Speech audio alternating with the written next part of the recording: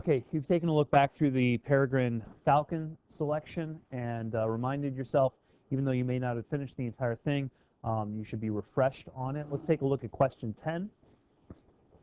Excuse me.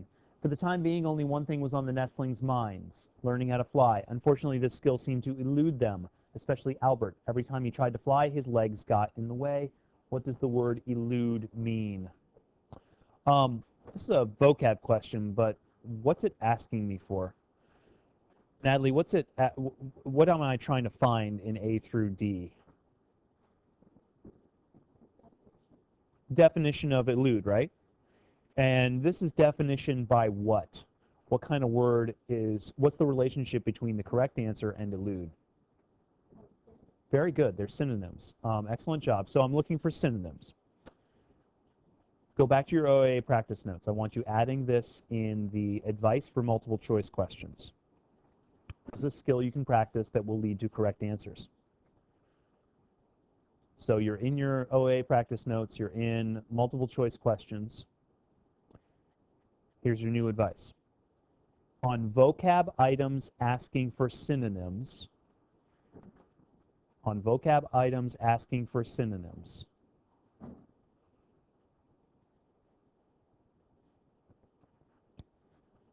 practice replacement. On vocab items asking for synonyms, practice replacement.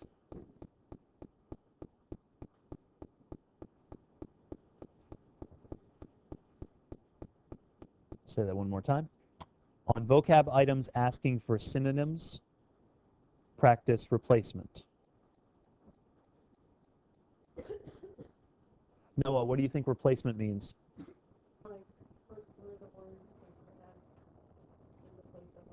Excellent. Perfect, Noah. Take one of those words and place it in the sentence where elude originally was. Okay. So unfortunately, this skill seemed to bore them. All right. Noah, does that seem to work as a replacement? Yeah. For the time being, only one thing was on the nestlings' minds, learning how to fly. Unfortunately, this skill seemed to bore them, especially Albert. Every time he tried to fly, his legs got in the way. Noah's saying that works. Feedback? Riley. Why not? Uh-huh. Good. And you knew that because of what you remember around that passage, right? Okay, good. So there's some information in this passage, but you remember, Riley remembers from around the passage that he's really trying. He's just not able to do it. It's not that it's boring to him. So we're going to take bore out. Now, Noah, I think you said bore works okay because it's a verb and it seems to flow with the sentence pretty nicely. Sentence seems to make sense. But in the overall context of the passage, they're not bored. He's very stressed over this. So we're going to get rid of bore. Unfortunately, this skill seemed to govern them. Unfortunately, this skill seemed to escape them. Unfortunately, this skill seemed to threaten them. Garrett, how about let's just shoot on the correct answer. Which of those, B, C, or D, do you believe is correct? C. I would agree with you. Why does that seem to work as the correct answer? That's good. B and D don't really seem to make sense. A skill is governing them? No, not really. A skill is threatening them? There's no threat involved there. So I would agree that escape seems to work. We're going there.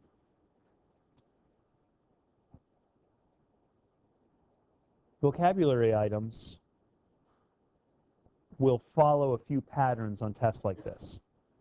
They might ask you for analogies. They might ask you for root structure, understanding the root and the prefixes, and they might ask you for synonyms. So that's a good strategy for the synonym questions. Okay, we'll skip the writing for the moment. Which sentence from the passage most strongly develops a mood of pity? I've read that question. Shane, can you tell me which of my strategies for answering multiple choice questions I've got to put into play with this particular question? Which sentence from the passage most strongly develops a mood of pity? I'm going to do that for just about all the questions. I will eliminate incorrect answers for all the questions. What about this one specifically? What am I going to do? Not necessarily. Look at the question again. Which sentence from the passage most strongly develops a mood of pity?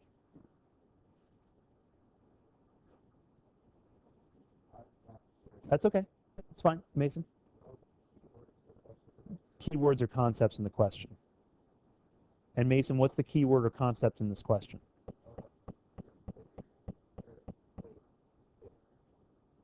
Well, actually, pity is pretty self-apparent, but mood, right? So, Mason, do you remember what the definition of mood is? How the reader feels by reading the story. So we're looking for which of those seems to develop this pity within me. For several days, Albert continued his stubborn resistance to learning how to fly. Michaela, what sort of mood does that one develop? Like, he's stubborn and doesn't want to do it. And what reaction would you have to somebody who's being stubborn? To tell him to do it. What's your emotion, though? Annoyed. Yeah, annoyed or frustrated. Very good. Albert grabbed the morsel with his talons, puffed out his feathers, then dove into dinner. Logan, what do you think about the mood in B? What's being created?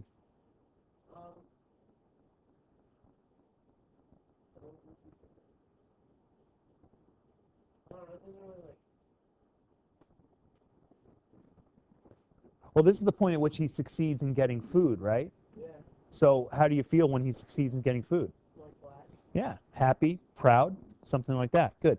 Albert's fear kept him from taking the plunge off the 150-foot cliff. Let's see, Mia, what do you think on an emotion, the mood there? Said like it makes it seem like scary, not pretty. Fear. Good. Hungry and tired and alone, Albert rocked back and forth on his dark, narrow perch. Jimmy, what's your mood in D? Kind of like feeling sad because hungry. Feeling sad. Therefore, oh, good. Compassion. Excellent for somebody who is pitiful, right? So D is your correct answer.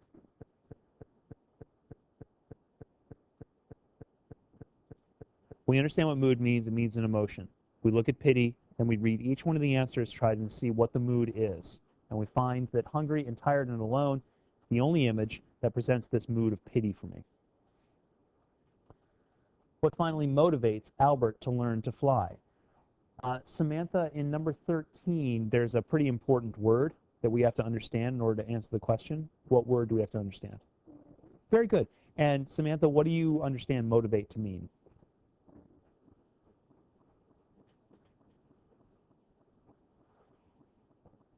If you're motivated to do something, what does that mean? Forced, or yeah, forced or driven to do something. Excellent. So what drives you, what forces you to do something? Why does he want to learn to fly? Even before we look at these, Chloe, can you tell me why Albert wants to learn to fly? So he can get food. Chloe's memory is correct because, of course, the passage is all about him getting food. Food, food, food. So, Chloe, what's the correct answer? B. It's not about fear and mom. It's about father and food. It's not about lonely and wanting to explore. It's not about jealousy. It's all about food. And we are correct. Leopold had left to soar on his own and explore the territory. The word soar suggests that Leopold, this is not a synonym anymore. This is about associations with the word soar. Jacob, before you answer the question or eliminate any answers or anything, answer me this. What does soar mean to you?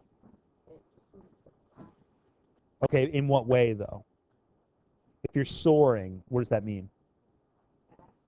Fly fast, fly high, fly well, right? Jacob, get rid of one. Why are you getting rid of D? Doesn't make sense. Furthermore, he's going to explore the territory, which implies that he's flying a long way. Good. Isabella, can you get rid of another one for me, please? We have A, B, and C left.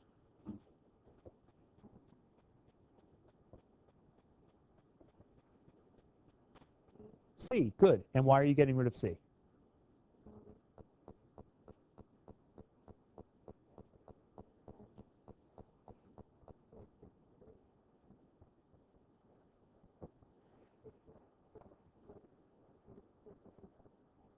Good. Difficulty's not in the passage. Leopold is soaring, which implies that he's doing this pretty easily, right? Let's see. JC? I think the answer is B. B is the answer. Good. A, if you fly often, then you're good at That is true. Excellent. So if you're flying often doesn't mean you're good at flying. I like that explanation. So we go for B, and we are correct.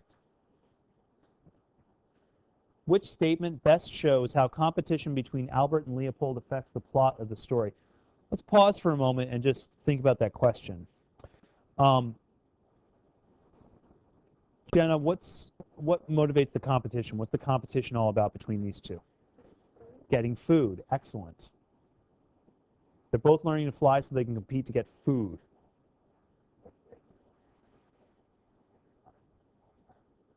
Jenna, if that's correct, then what's the only possible correct answer? Why? What is D the only one to say? Because it mentions that his brother Leopold was for food. And it's the only one to talk about food. Nothing else mentions food. So when I ask Chloe a question, she says, oh yeah, they're talking about food in this, and then that directs us to the correct answer. When I ask Jenna this similar question, the competition's all about food, and only one of these answers talks about food. They're not asking you in a lot of these questions to be some literature genius and find subtle and complex meaning. They're saying, do you understand what this passage is about? The passage is about a competition for food, and food drives these animals to survive.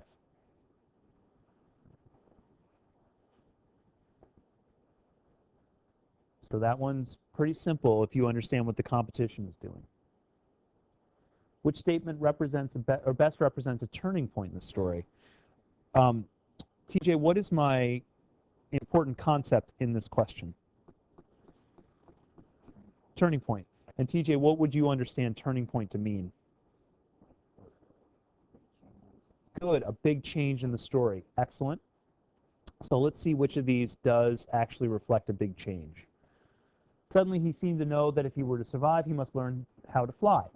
Albert jumped up and down and screeched for them to rescue him, but they could do nothing. When he tried to climb the rocks to the ridgetop, he slid backward on his rear.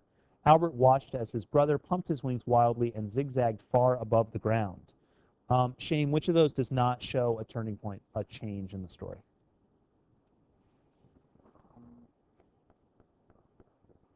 probably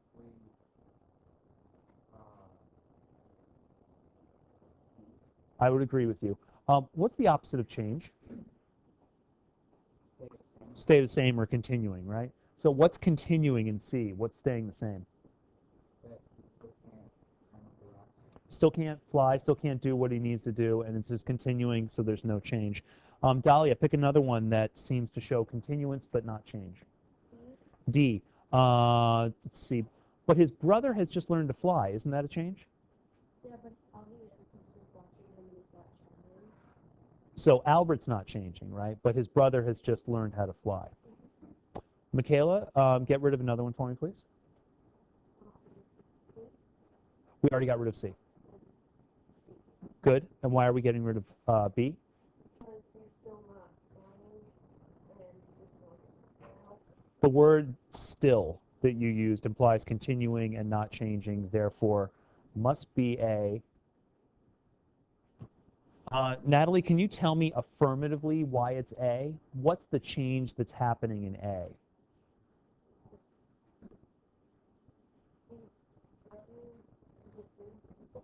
Correct. His brother can get food and he can't, but why does this passage show change? I'll tell you what, let's practice some affirmative answering strategies. In other words, not eliminating incorrect answers, but supporting correct ones. Find it in the text. Give me a paragraph.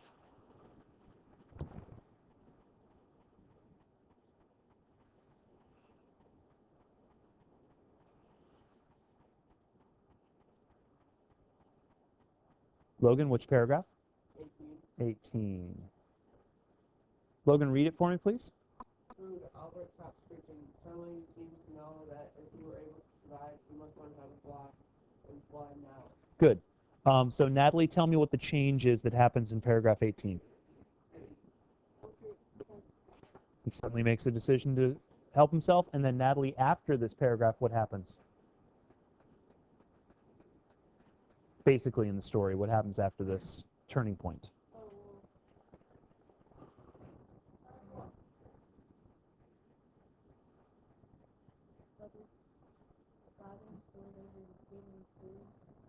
That's correct, but he learns how to fly, right?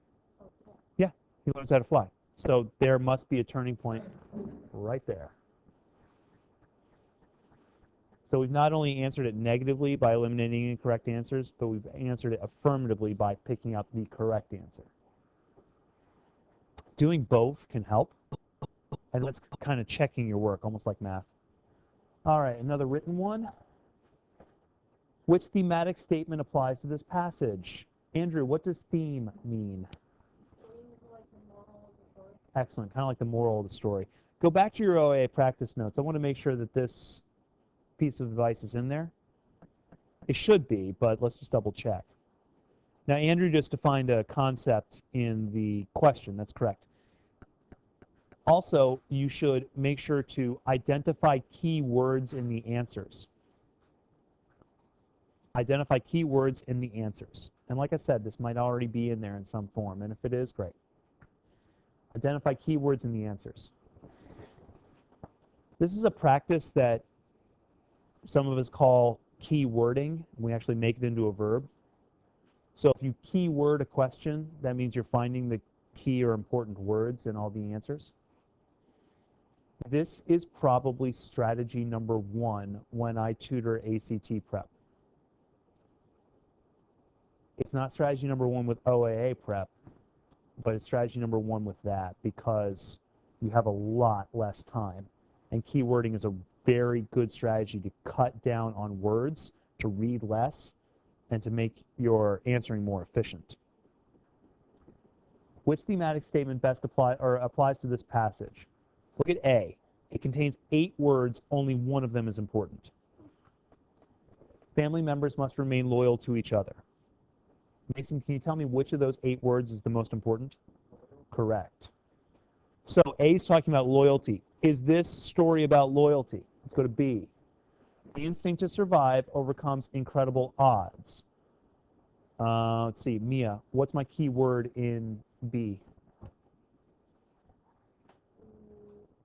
And when you think about that, Mia, you can think about what we talked about with theme, you know, the thematic concept. The first one's about loyalty. What's the second option about?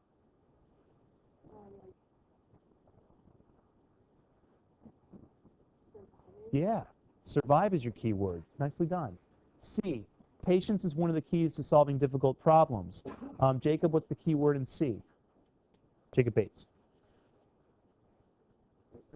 What is the key word in C, Jacob?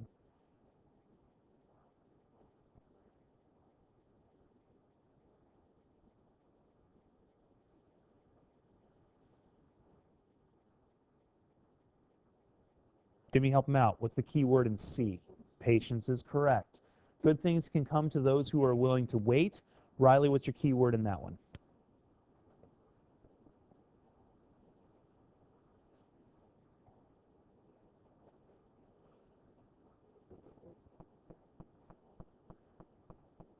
I agree. Wait. Which means, Riley, that D is basically the same answer as what?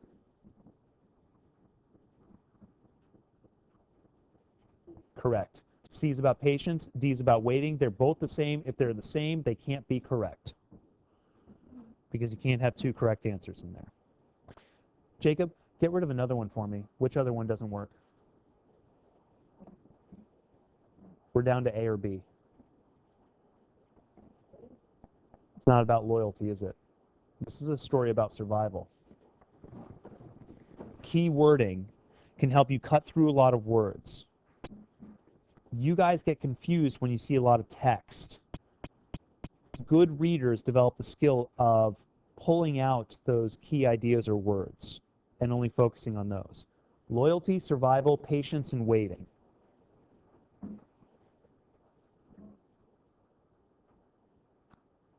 And we are correct. Let's go to writing. Go back to your results in that tab where you see your writing in the gray box. Look for number 11. And remember, you can bounce back and forth between tabs, see what you scored out of 2 points for number 11. And if you scored fewer than 2, then you may wish to consider why. At 2 points, 2 sentences, we're earning 2 points. Why does the biologist feel it is so important for Albert to learn how to fly? Use information from the passage to support your answer. Andrew. They need to fly because being able, they need to be able to fly because they need to be able to fly so they can get food without. They need to be able to fly to get the food to survive. Also, they can't fly, they can't escape from nature. Okay. What does the escape from nature idea mean? Oh, danger. I'm sorry. They need to escape from danger and they need to be able to survive. Good. Let's take a look at what Andrew has done. He's answering that first one, right? First question is, why does the biologist feel it's so important for Albert to learn how to fly? Did I give you a 2 on this? Andrew's answer is very similar to many answers, and I was kind of skirting the line, a 2 or a 1, a 2 or a 1. Because there's something that he's not doing as strongly, even though it's implied. What is it, Shane? Giving us support from the text. So, Andrew, we're going to take your first idea there about just food for survival, right?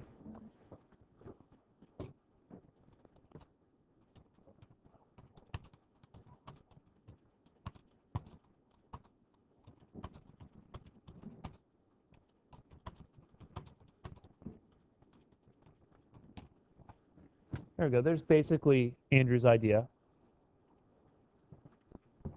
Find evidence.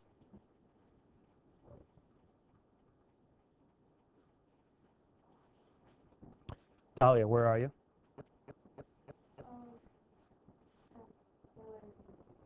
Paragraph 12. Okay. Biologist began to worry. She observed that.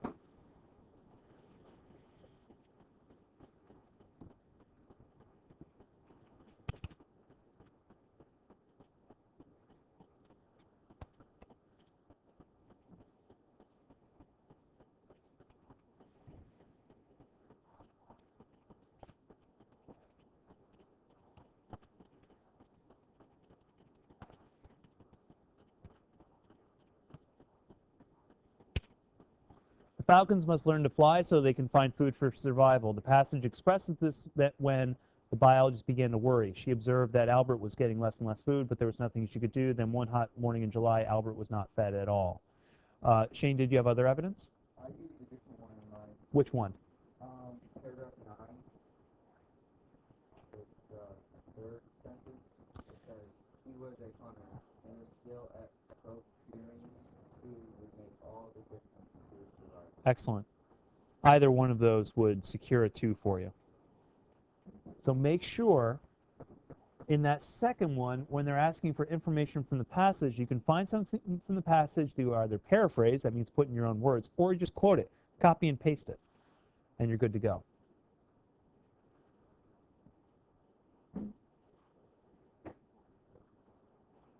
Go to 17. Find your results for 17. Take a look at your score. As this cycles. Excuse me. Wow.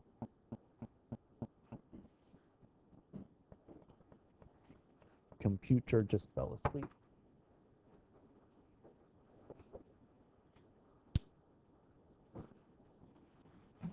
All right, let's do this verbally. Somebody read question 17 for me, please, Dahlia.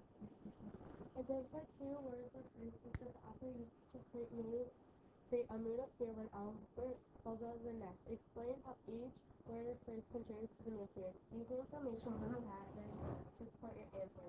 Excellent.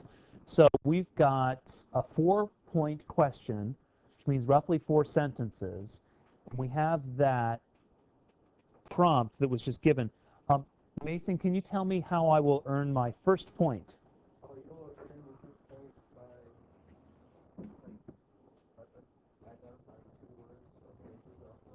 Actually, that's how I'll earn my first 2 points. One for each, right? Good. So there are my first 2 points. One word or phrase is a point. One word or phrase is a point. Logan, how do I earn my last 2 points? Support, What does that mean? like, like what paragraph it was in. Actually, the support from the passage is wrapped up in what Mason just said. When I give my word or phrase, it's got to come from a passage. When I give my word or phrase, it's got to come from a passage. So that's where my support comes from. How do I earn my next 2 points, Riley? To explain how each word or phrase contributes. Explanation. Give me a word or phrase from a passage, then explain how it creates fear. Give me a word or phrase from a passage, then explain how it creates fear.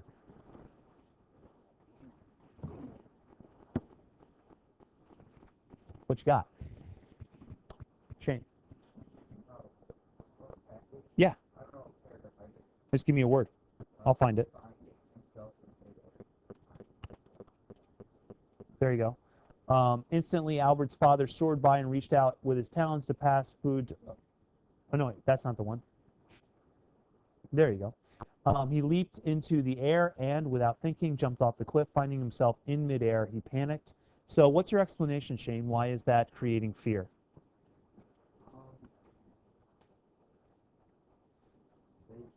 Well, see, I got a 3 out of 4 on this one. Uh-huh. Let me pretty much explain both in one sentence. Uh-huh. Separate it. We'll pause for a moment. Shane understands what he's doing. Let me explain to the rest of the class. You pulled out 2 passages, right? But his explanation was basically one explanation that didn't address them individually, so I gave him a 3 out of 4. Let's explain this one individually. How does this particular passage create fear?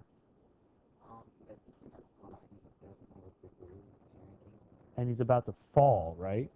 So the idea of falling creates fear in a reader. Therefore, the idea of being in midair with nothing to support you creates fear. Excellent. Jacob, what's yours? Or did you have a question about something else? And what were you going to say? I was just going to say that it's saying panic. We also have this word panicked. Thank you, Jacob. The word panicked creates fear just through word choice. We've got an image that creates fear. We have a word choice that creates fear. Keep them going. What else? Yeah, Mason.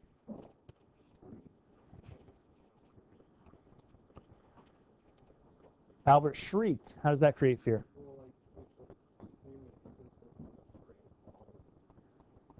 Shriek is a scream that is born through fear on the part of the character, and therefore it conveys fear to the reader. Dahlia, what you got?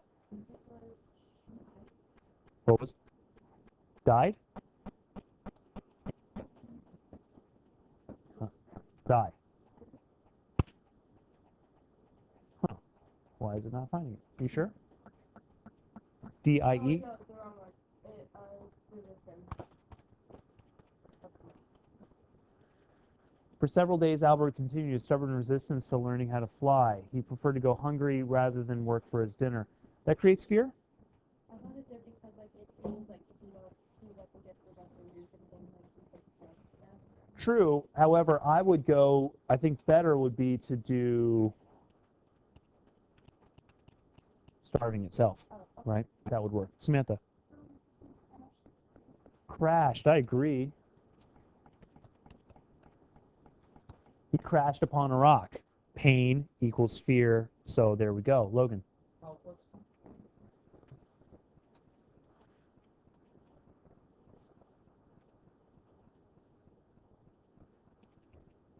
Born blind and helpless, they could do little but eat. Okay, so helpless creates fear. Mason?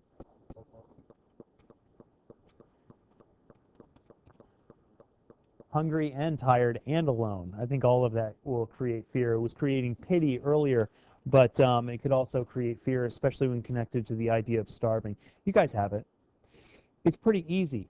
But once again, it's only easy if you're reading the prompt and understanding what they're looking for. 4 points. Word or phrase, in quotes, explain. Word or phrase, in quotes, explain.